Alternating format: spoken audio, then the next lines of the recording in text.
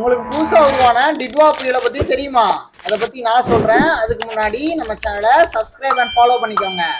அதாவது என்னன்னா, தென்மேற்கு வங்கக்கடல்ல புயல் உருவாகி இருக்கு. இந்த புயலுக்கு டிட்வா எனவும் பெயர் சூட்டியிருக்காங்க. சென்னைக்கு தெற்க தென்கிழக்கே சுமார் 700 கிலோமீட்டர் தொலைவுல தித்வா புயல் மையம் கொண்டிருக்கு.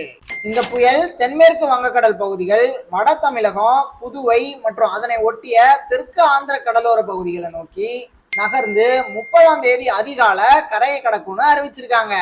அடுத்த 24 மணி நேரத்துல டெல்டா மாவட்டங்கள்ல கனமழை பெய்ய வாய்ப்பு இருக்கு. டிட்வா புயல் காரணமா நாளை நாகப்பட்டினம், தஞ்சாவூர், திருவாரூர் மற்றும் புதுக்கோட்டை ஆகிய மாவட்டங்களுக்கு அதி கனமழைக்கான சிவப்பு எச்சரிக்கை விடுக்கப்பட்டிருக்கு.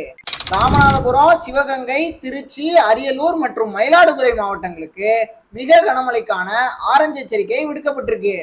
பாம்பன், நாகப்பட்டினம், தூத்துக்குடி மற்றும் காரைக்கால் துறைமுகங்கள்ல நாலாயன் புயல் எச்சரிக்கை கொண்டு ஏற்றப்பட்டிருக்கு. 50 கிலோமீட்டர் வேகத்துல சூறைக்காற்று வீசக்கூடும் என்பதால 5 நாட்களுக்கு மீனவர்களை கடலுக்கு செல்ல வேணான்னு எச்சரிக்கை விடுத்திருக்காங்க.